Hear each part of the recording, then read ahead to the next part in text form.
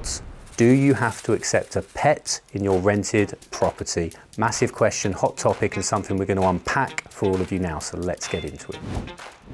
Hi, I'm Ali. Welcome back to Concentric TV, a channel for landlords and property investors with loads of top tips and advice on how to manage your tenancies compliantly, grow and optimize your property portfolios, and of course bring you all the latest changes in legislation, including the hot topic, the biggest shake-up the private rented sector has seen in years, the Renters' Rights Act. And I'm here with my colleague Elisha. Hi, I'm Elisha. I run the Liverpool branch for Concentric, and I have also been helping landlords optimise, stay compliant for just over 10 years now. Fantastic, and you've done a fantastic job of it too, might I add. Thank you. So me and Elisha are here today to talk about pets in rented properties. So I tell you what, look, big topic. A lot of landlords are concerned about it. A question I get asked all the time from clients, and I know you do too. It's something that comes up at our events, our webinars, our seminars, all of that sort of stuff. Let's just get straight into it. Alicia, do landlords have to accept pets in their properties? No, is the answer. Okay.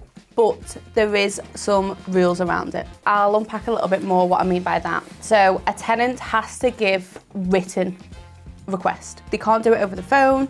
It does need to be a written request to accept, for you to be able to accept the pet. Is there a time scale on this request? Is there like a process time or anything like that? Not for the tenant. The tenant can just request it at As any in point. from the landlord answering the request? 28 days. Fantastic, okay. So landlord has to give an answer within 28 days. So if the tenant does ring you and ask over the phone, I would say that the request is not there until it's in writing.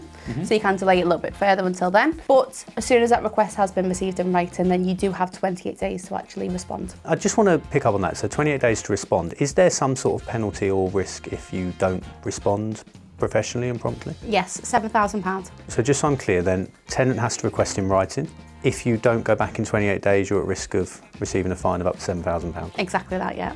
It doesn't matter what your response is. It could be a yes or no, but you have to have responded. You have to respond, yes. So you can either advise, yes, I accept your request, or no, but you have to give a reasonable decline, basically. Yeah. Reasonable is quite broad.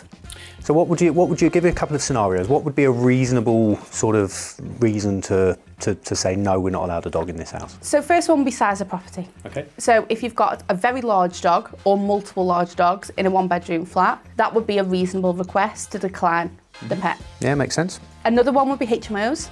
Obviously, you're living with other people. Other people might have allergies, whatever the case is. So again, that will be a reasonable request.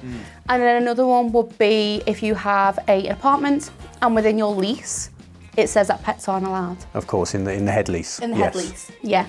So not in your tenancy agreement lease, in your head lease with the freeholder.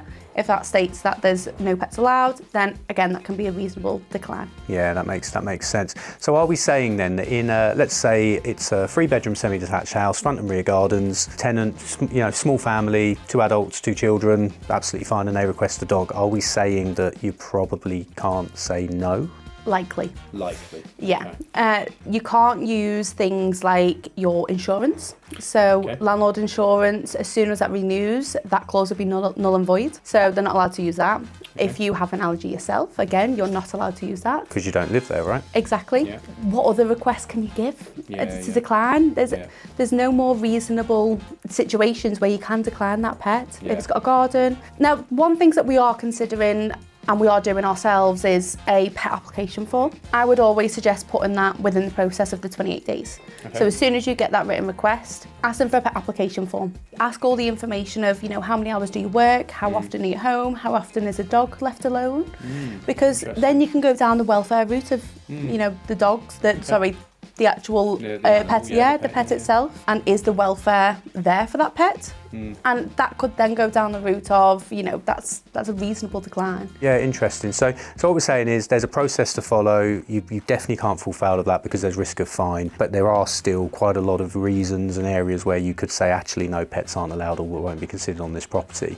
But what if you do that and the tenant says, I'm not happy? What would the next step look like? What could be done about that? They could take court action. Okay. So they can take court action if they do feel that your decline is unreasonable and they do really want that pet within the properties. So they can take you to court. Also the ombudsman. So as an agent, we have an ombudsman where tenants can go to complain and also get compensation. So are you referring to the new landlord ombudsman under the Renters' Rights Act? The agent ombudsman as well, and then at the moment there isn't a landlord ombudsman, but early 2027 there's actually going to be a place where tenants can go directly to complain about the landlord themselves, whereas at the moment the only ombudsman in place is for agents. Of course, so for self-managing landlords, gonna have to wait and see what the future brings, I guess. Exactly, yeah. Yeah, interesting. Okay. Just sort of final thing for me on this then. There was talk about, like I said, like a pet insurance being like a mandatory thing for tenants who had pets. Am I right in my belief that that's no longer something a landlord can sit there? Because I get asked that a lot. Yeah. And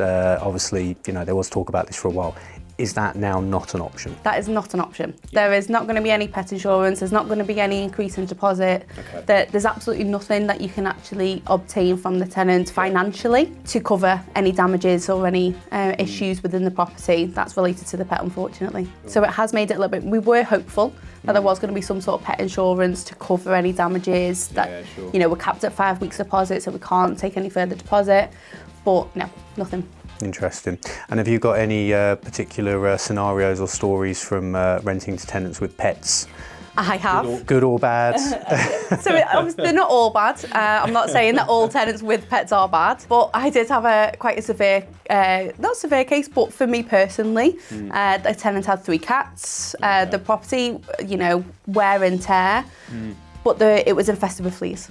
Oh. So I entered the property thinking it was all empty, everything was fine, and I got absolutely bitten to shreds. It cost thousands for the landlord to get the property fumigated. It took a couple of times. And that's a scenario that even though it may not be physical damage that you can see, it's a big cost just for not, fleeing, whatever the situation. So I do get it. I completely get it. I understand the concerns, and that's why I asked that question, because yes, there's been some stories, but I have to say from my 20 or so years of experience, I've also seen a hell of a lot of, end of tenancies where pet owners have left it in a fantastic 100%. Condition. You wouldn't know that there was a dog there or a cat there or whatever. So I think it's definitely, There's 2 sides to it. Shouldn't be put off by the few negatives if you've got a decent pet owner that's applying for your property. And a lot of landlords are also pet owners.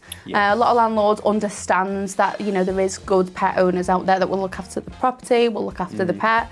So that's why we're doing the pet application, just to get a bit more detail. One about the actual pet itself, but also about the owners. Yes. What's their situation? Absolutely. Yeah, I think that's a really, really good idea. But I'd say the main point of this, I think, the main takeaway I think you guys should have is there is a process, there is a potential fine. You do have to consider properly and make sure that if you are saying no, you've got proper legitimate grounds, reason to do so. If there's anything you're not sure about and you've got any more questions, we're offering a free consultation call, right? We can always offer that. So there'll be a link below. You can book in a free 10-minute consultation call with one of our experts. If you've got any other questions, we're more than happy to help. But yeah, otherwise, anything else to add from you, Elisha? No, all I can say is don't be too concerned. You can still decline, but also try and be reasonable. Yeah. I think discussions with the tenants is always the best way forward. Fair and reasonable. Sounds good to me. Elisha, thank you very much. Great advice as always. Again, guys, I'd say if you enjoyed this content, if you found this useful, don't forget to hit the like button. Subscribe to the channel. We release new videos all the time with top tips, great content for landlords and investors, particularly around different and new legislations, everything that's changing. So it's massive, massive stuff going on at the moment in the industry. So stay tuned and we'll see you on the next video.